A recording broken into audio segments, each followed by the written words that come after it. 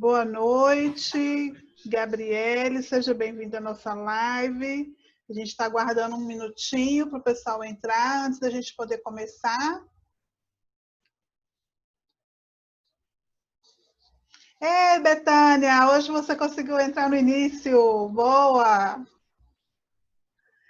Então, a live está sendo gravada, quem quiser opcional, abrir a câmera ou não. Nós temos também à disposição aí o chat, se quiser deixar algum recado, alguma sugestão, alguma reclamação, aceitamos também. É grátis. Então, quem já chegou pode ir acessar a nossa lista de presença. Aproveitando aqui, está todo mundo, vou falar, né? A gente está. Hoje eu recebi no grupo pedindo para a gente estar, cada um fazendo sua oração e pedindo a Deus pela vida de Sérgio, professor de matemática, Sérgio Albino. Foi meu professor no Tristão da Cunha. Pois é, Sérgio está de Covid, está internado, está na UTI, foi entubado, a situação dele, né? Ele teve um AVC, estava se recuperando. Então, assim, todo mundo aí é um colega, uma pessoa muito querida. Então, vamos estar aí hoje, antes de deitar, né, fazendo oração, pensar, a família, tá todo. Acho que a esposa dele também não está bem, não. Ó, o Rogério a chegou, família toda está com Covid. Eu mandei mensagem para o irmão dele hoje. Depois eu vou postar lá no grupo para gente. Boa noite, Rogério. Boa noite. Acho que Deus vai abençoar, vai dar tudo certo. Boa noite, gente. Deus quiser. Boa noite, Boa noite, Salete. Boa noite, Salete. Boa noite. Boa noite, gente. Cheguei aqui, é tanta coisa que eu estou fazendo que eu não sei, na verdade. Então, agora é o happy hour, agora é relaxar um pouquinho. Aí eu fico aqui no celular e é muita coisa. Estou vendo vocês falando aí de Sérgio, eu fiquei tão triste também. De Ivone, eu não sei nem como é que Ivone está. Fiquei muito triste, viu, hoje à tarde, mas vamos orar, né? Às vezes a intubação, ela é até melhor que faça a intubação antes, assim, para poder fazer todo o tratamento mesmo. Alguns médicos preferem, ainda mais o caso dele, né? Que é um caso que requer mais cuidado. Mas Deus abençoe, tudo vai dar certo. É verdade. Boa noite, Rogério. Muito triste. São mais de 10 anos trabalhando com o Sérgio. Ô, Salete, agora, o ano passado também ele teve um problema sério, não teve? Ele ficou doente. Ele teve um câncer de pele, né? E há 3 anos atrás, ele teve um derrame. Foi, eu lembro. Eu conheço a família deles. Eu conheço eles da... Isso aí também é duro na queda, né? Duro na queda. É um guerreiro, né, É um guerreiro. Ele é um guerreiro. Nossa, como ele é forte. Deus abençoe que ele consiga. Amém. Amém. Né? Ô, Rogério. Ô, pessoal, só um instantinho aqui. Rogério, você está me ouvindo? Ativou agora. Aí, agora ativou. Beleza. Ótimo. Boa noite, Rogério. Não, só com gol comigo. Boa noite para vocês. Boa noite, obrigado pela sua presença, né? A gente agradece a sua disposição de estar aqui conosco para nos ajudar a entender mais um pouco sobre esse assunto, né? E fica aqui nosso agradecimento de antemão pela sua presença conosco, viu? Okay. Nós temos aí a presença da Adriana, de professores, de alunos, e você pode ficar à vontade, a fala é sua. Pois é, boa noite. A questão do Setembro Amarelo aí, ela é importante e começou aproximadamente em 2015 essa campanha, porque há uma preocupação muito grande, porque a nível mundial o suicídio tem tomado conta e a faixa etária de 15 a 29 anos é a maior incidência de morte, segunda maior incidência de morte no meio dos jovens. Então isso é preocupante, sim. Então aí no Setembro Amarelo faz essa campanha de prevenção ao suicídio justamente para conscientizar tanto os jovens quanto as pessoas, os parentes, profissionais de educação, de saúde, para que todo mundo saiba lidar com essa situação. Hoje mesmo eu recebi casos na policlínica de jovem, de adolescente de 15 anos, com automutilação e tentativa de autoextermínio. Então, é uma questão preocupante, sim. Por quê? Porque isso é muito momentâneo. Como assim? As pessoas passam por crises, né? E atualmente antes da pandemia já existia um número crescente de casos, mas a pandemia veio e potencializou esses casos, né? Então, eu sou o Rogério, psicólogo clínico da Policlínica Municipal. Fui também, durante 6 anos e meio, psicólogo do CAPS-AD, que é álcool e drogas, né, da saúde mental. E, atualmente, também eu sou do NASF, Núcleo de Apoio à Saúde da Família. Então, nós temos um contato direto com a população de toda forma que vocês podem pensar. E com esse público jovem, igual os seus aí, dessa faixa etária de estudante, o caso aqui nosso é ensino médio, né? Que gira em torno Sim. de 15... Acima de 15. De 15 até 19, 20, 30 anos. Então, aí é uma questão assim, preocupante, sim, porque a gente todos os dias ouve falando de relatos de pessoas que cometeram, inclusive nossa cidade, né? A gente ouve os relatos de pessoas que cometeram. E é uma questão assim, um pouco difícil para as pessoas que não têm preparação para lidar com isso. Então, assim, existe mecanismo de socorro que a pessoa pode buscar. E essa campanha teve início em 2015, né? Através do Centro de Valorização da Vida e do Conselho Federal de Medicina e do Conselho Federal de Psicologia, que começou a fazer um trabalho intenso voltado para isso, para que as pessoas fossem informadas quanto a isso, né?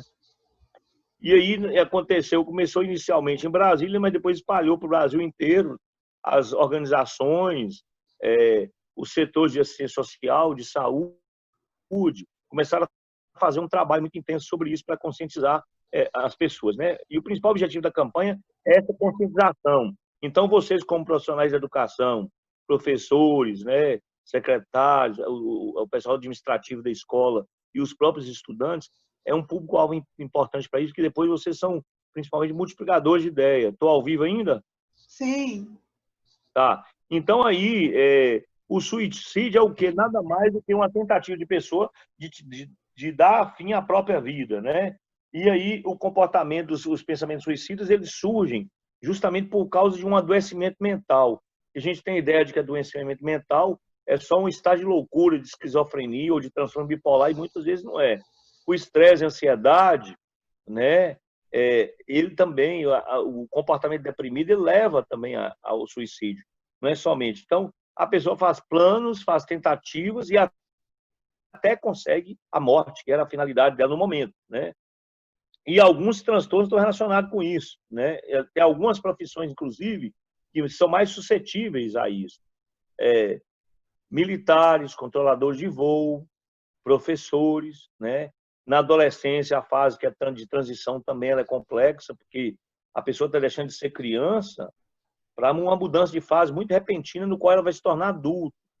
Então, é uma mudança muito forte. E, nesse momento, o adolescente se sente incompreendido pelos demais. Quando o adulto cobra, ele vê o adulto, o pai, a mãe, ou o tio, ou o professor, como adversário. E não é. A cobrança acontece e aí ele entra em crise nesse momento. Porque o corpo começa a mudar muito, os pensamentos também mudam. Então, a pessoa passa por um transtorno de adolescência. É um momento de crise. E da juventude também. E a pessoa fica com aquela perspectiva negativa de que a vida não tem futuro, né? Então, ele fica preocupado com esse futuro, ele planeja. O papel do estudante agora é o quê? É preocupar em terminar o ensino médio. No final do ensino médio, preocupar com o Enem. Depois do Enem, preocupar com faculdade. Depois de faculdade, preocupar com profissão. Então, tem etapas. Depois, constituição de relacionamento, de família, né? Depende daquele caminho que ele vai seguir. Mas é porque as pessoas antecipam as coisas e preocupam muito com o futuro, que não era para estar preocupando agora. Então, isso vai adoecendo. O estilo de vida nosso atual ele é muito adoecedor, nós temos muito protocolo para seguir. Então, isso leva a gente a um adoecimento mental, né? Então, aí o sistema nervoso nosso cansa, ele entra em colapso. Aí, consequentemente, nós temos vários sintomas que vão nos afetar.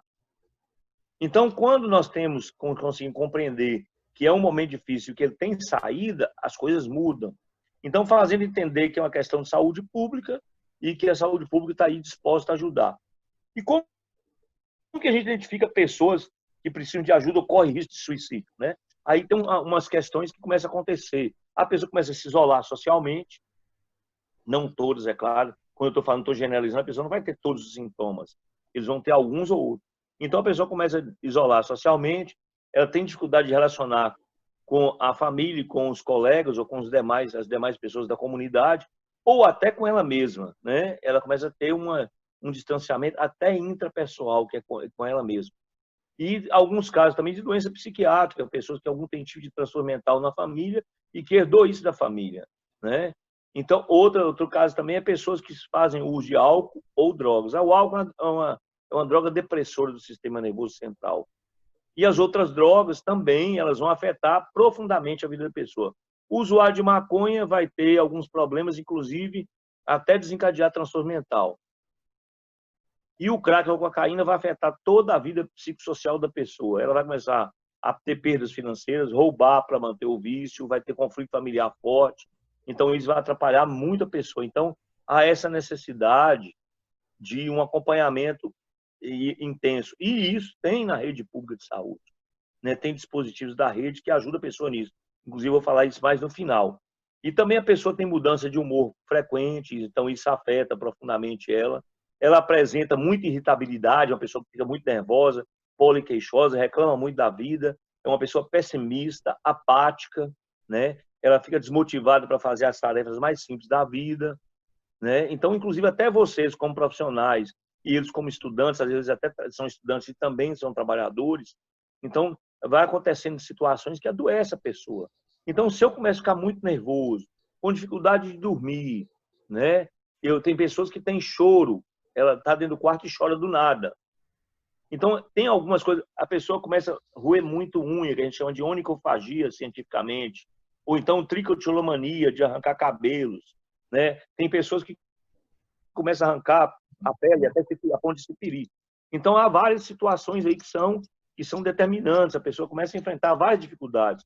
Então, ela constantemente entra em conflito familiar, então, e começa a sentir que ela não é amada, ou se sente desmotivada para fazer várias coisas da vida que ela tinha prazer antes. Então, isso começa a afetar toda a vida psicossocial. E aí a pessoa fica prejudicada. Esse desejo súbito de querer não querer mais fazer as coisas que ela gostava de fazer, né? De odiar a si mesmo, né? Começa a se odiar, um sentimento de desvalia, de que ela não tem valor nenhum, um sentimento de culpa de alguma coisa sempre, e ela não tem culpa e ela se sente culpada de algumas situações, ou vergonha de si mesmo. Então, vai acontecendo tantas situações. Pessoas que fazem carta de despedida, ou começa a dar uma coisa que ela gosta muito para alguém que ela acha que tem algum tipo de valor, ou que ama, ou que respeita, ela começa a dar, ela começa a emitir sinais. Ela começa a dar essas coisas, começa a falar que não deveria nem ter acordado aquele dia, então ela começa a emitir sinais, né? Apresenta um convívio social muito conturbado com a família, com a escola, com os amigos. Então, vai acontecendo tantas situações que começa a mostrar, a revelar que há ali um adoecimento. Começa a falar constantemente em morte, né? Ou até em suicídio, que vai se matar. Aí as pessoas próximas não acreditam que isso vai acontecer. Então, tudo isso vai prejudicando mentalmente a pessoa, vai piorando o quadro. Há doenças também físicas, como câncer, né? Doença degenerativa, doenças incapacitantes, ou dores pelo corpo, lesões, pessoas que têm epilepsia, ou pessoas acometidas por câncer, ou HIV, né? Então, assim, e também quando a pessoa perde ente querido, é uma pessoa próxima, ela vai para o túmulo junto com a pessoa e não tem vontade de viver mais. Isso tem que ser tratado, porque o luto é superável, a pessoa consegue superar. E pessoas que apresentam uma personalidade muito agressiva, um humor muito instável. Então, aí a pessoa chega num ponto de comprometimento mental que leva ela a um sofrimento tão tremendo que ela começa a sentir um desconforto muito grande pela vida. E para ela, naquele momento, a única solução é tirar a própria vida. Então, assim, eu espero que vocês estejam entendendo que eu estou falando rápido, nós temos apenas meia hora. Então, se a pessoa está deprimida, angustiado, perdendo a vontade de viver, né, ela tem que buscar ajuda o mais rápido possível. Existem dispositivos da rede para isso. Inclusive, a própria escola pode ser um link que faz essa ligação, que percebe que o aluno está com comportamento diferenciado, naquela pessoa que era alegre, comunicativa, de repente ela deixa de ser.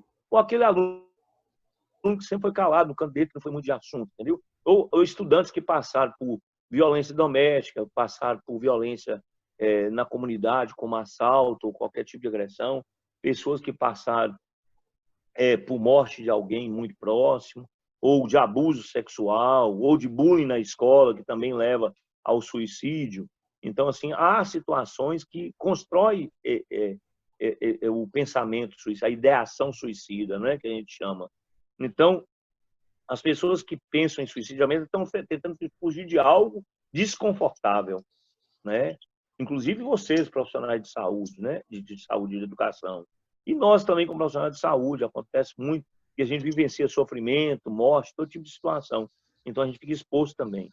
As pessoas começam a se sentir envergonhadas, culpadas, por achar um peso para os demais, que ela é uma pessoa que fica, a gente fala de incongruente com a vida. Então, ela começa a achar que é um peso para isso. Então, ela procura ali tentar extinguir a vida. E ela se sente muitas vezes vítima, que ela, dá licença da expressão, ela é o cocô na sola do sapato do bandido. Ela se sente a pior pessoa do mundo. Então, esse comprometimento mental que leva a pessoa a ter baixa autoestima, ela vê a autoimagem dela, começa a ver a imagem distorcida, ela começa a se achar mais feia do que o normal, né? Então, tudo isso vai adoecendo. E partindo do pressuposto que nós somos animais, nós somos seres da natureza. E nós aqui estamos num contato virtual, nós vivemos num ambiente que não é nosso, né? Nós vivemos uma vida que não é nossa.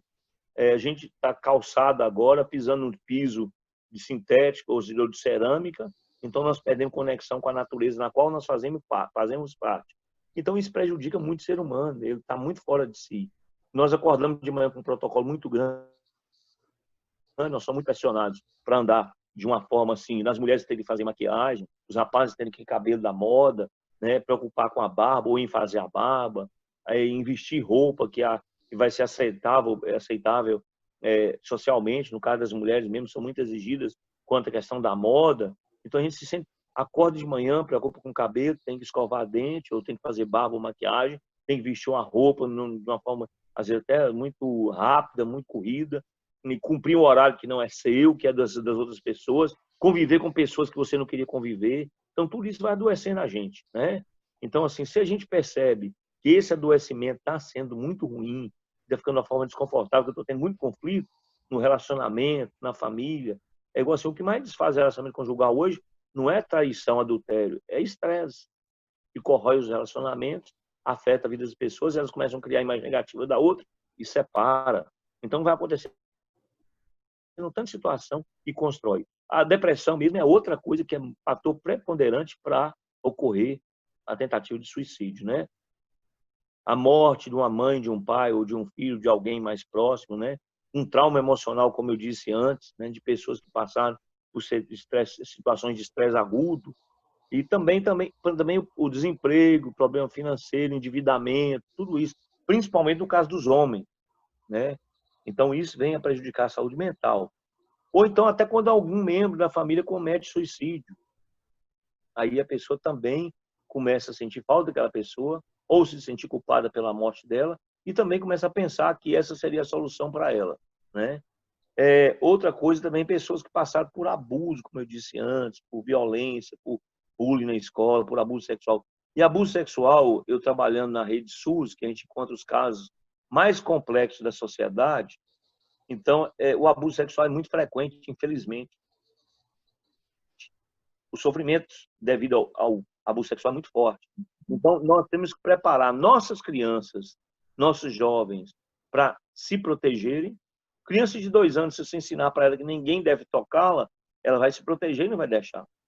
E se alguém fizer isso, para contar o que está acontecendo. E também conscientizar as pessoas adultas que uma criança não está na idade sexual. Ela não deve ser tocada, né? Então, assim, é uma questão de preparação. Então, isso é muito comum e nós podemos confiar em pessoas hoje, infelizmente, não é para criar uma neurose coletiva ou uma paranoia, mas nós não podemos confiar em vizinhos, em amigos muito próximos da família, em padrastos, em tios, em até pais e avós, às vezes, né? Então, nós temos que tomar esse cuidado, porque depois a pessoa fica num estado assim, muito perturbador. Até na fase adulta, é difícil superar isso.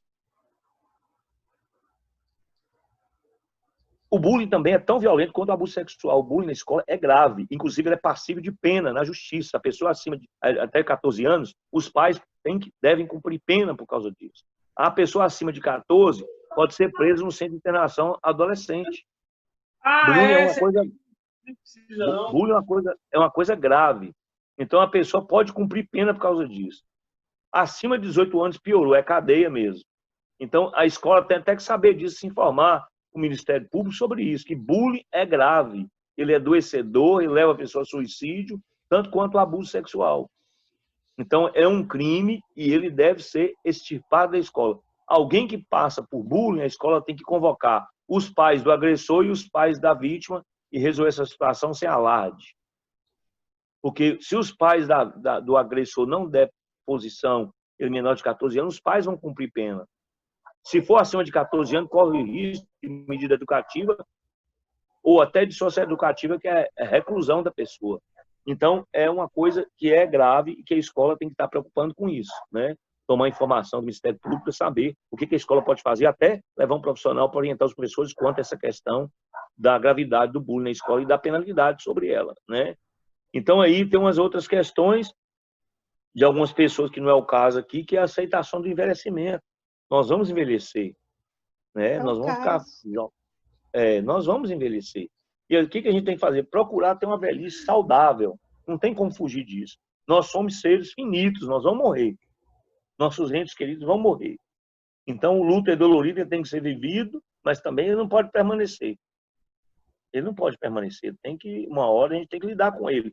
E, para isso, se a gente não der conta, tem que procurar ajuda profissional. O término de relacionamento, principalmente adolescentes, tem muita dificuldade de lidar com o término de relacionamento. Então, assim, quando ele termina o relacionamento, ele sente ter um sentimento de rejeição muito forte.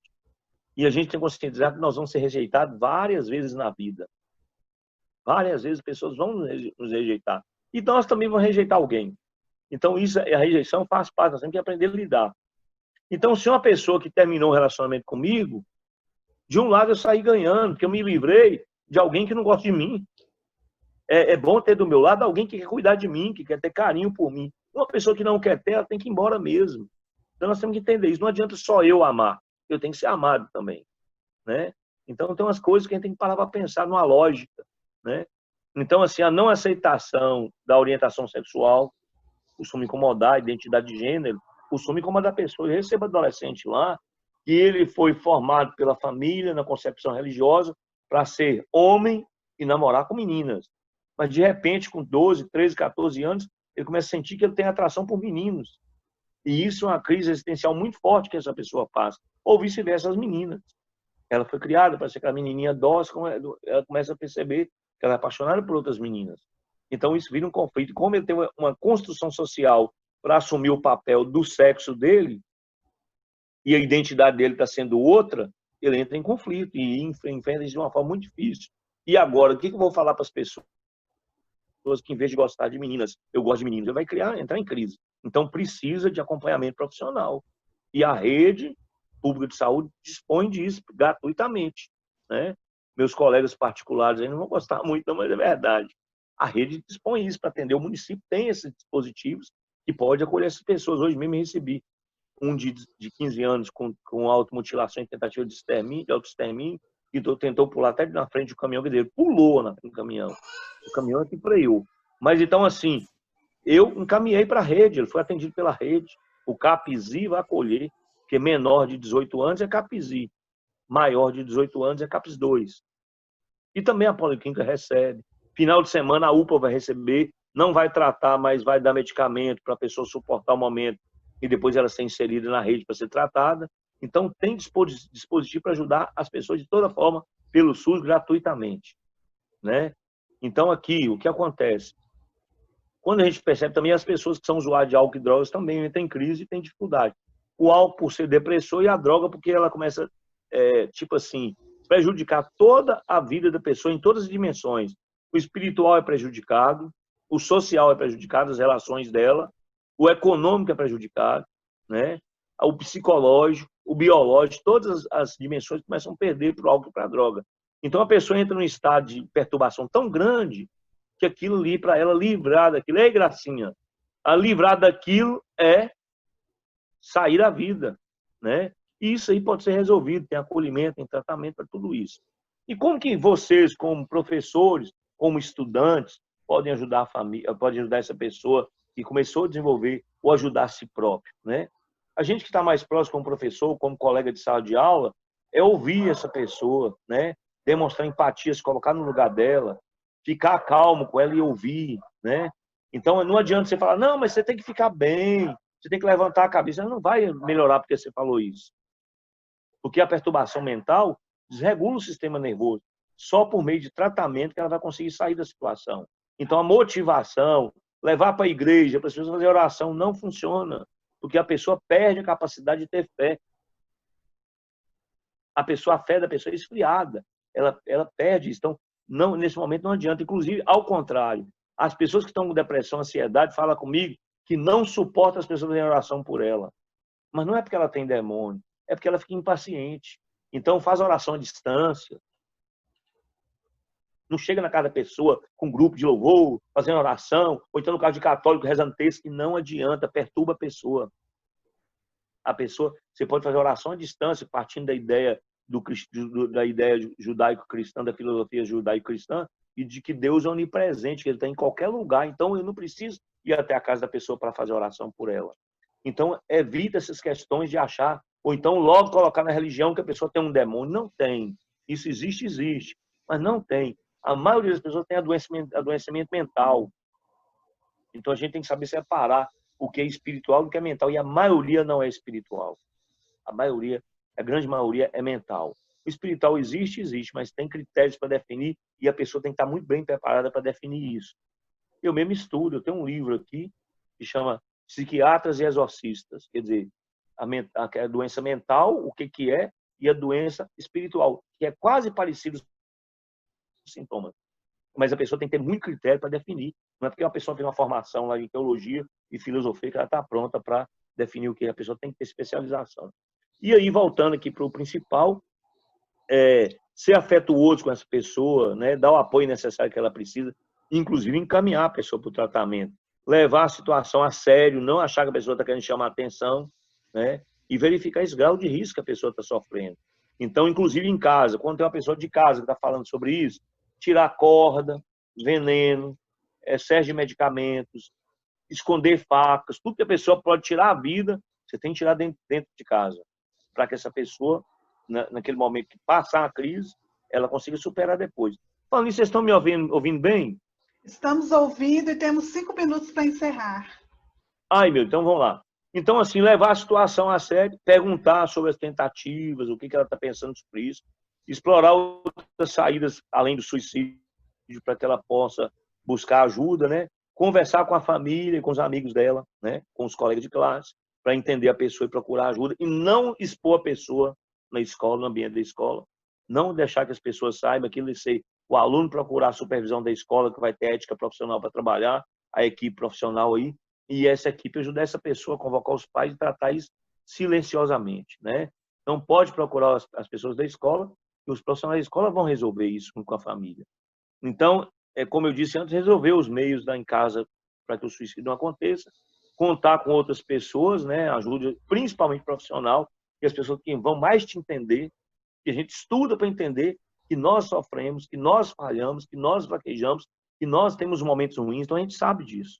Então, o adolescente, ou o jovem, ou o adulto que está passando por um momento de crise e que pensa em suicídio, isso é crise, é momentâneo, passa. Porque se a gente for para um acompanhamento profissional para entender aquela crise que está acontecendo e também partir para o medicamento que não vicia quando tem acompanhamento profissional, o medicamento vicia quando eu tomo por conta própria. Mas se eu tenho um profissional que me acompanha, me avalia periodicamente, e no final que eu tive supressão dos sintomas, que os sintomas foram retirados, e essa pessoa melhorou, eu vou retirar medicamento. E vou ensinar como é que ela retira. Que não pode retirar de uma vez, eu não posso parar de tomar amanhã. Eu tenho que desconstruir esse medicamento. Aí eu começo a tomar medicamento, sinto mal-estar. Sente, você não tem costume, você vai sentir. Mas 5, 6 dias depois, você não sente mais nenhum mal-estar. Então não pode interromper porque sentiu mal. Ah, mas eu li a bula, faz um tanto de coisa. A bula exagera para se proteger. Então, nós não podemos levar em conta a bula de medicamento. Eles exageram para se proteger, o laboratório para proteger faz aquele tanto de terror ali, para que se acontecer algo, você não pode bater na justiça. Mas eu mesmo nunca tive reação adversa a nenhum medicamento, né? Então, nós temos que ter acompanhamento profissional. Não vicia quando você está sendo acompanhado. Eu não vou ficar 15 anos tomando remédio para depressão. Eu vou tomar por um período de 6, um ano, 2 anos, dependendo da gravidade do caso. E depois vou retirar. Então, a pessoa tendo acompanhamento profissional, não há problema. Ela vai conseguir. Então, nós temos os dispositivos que eu disse antes, né, para nos ajudar. Então, ficar ao lado da pessoa com transtorno, não deixar ela sozinha, é perigoso. Teve um caso que ele falou também que a irmã viu que o irmão estava bem, ela vigiando o tempo todo, ela foi à padaria, quando ela voltou, já tinha se enforcado, pendurado no telhado da casa. Né? Então, é por momentos que a gente pode perder. Se for sair, tem alguém que substituir enquanto a pessoa não passa a crise. R$2 a pergunta. Não, é 1 minutinho para encerrar. Ah, desculpa. Infelizmente, então, gente, assim. tinha mais algumas coisas para falar, mas então nós vamos falar. Então, procurar sempre a escola, tanto quanto as pessoas, como cidadãs, procurar os dispositivos da rede que eu falei antes, né? No caso de meio de semana, os menores vão procurar, a família dos menores, os estudantes, vão procurar aí o CAPSI. Pessoas de 0 até 18 anos. O CAPSI tem equipe profissional de psicólogo, assistente social, enfermeira, técnico de enfermagem, educador físico, musicoterapeuta e psiquiatra, para tratar a pessoa gratuitamente. O CAPS 2... Agradecemos muito, mas é porque ele encerra automaticamente, ele não aguarda que a gente encerre. Ok. É uma pena que eu não falei ainda todos, né? Mas aí, tá dentro. Sim, mas tá Sim. bom. E aí o outro seria o CAPS 2, né? E se alguém quiser mais informações, a gente procurar também, porque a gente colocou... Final de semana, UPA, meio de semana também procurar o PSF, o Posto de Saúde do bairro, entendeu? Nossa, foi muito bom, viu?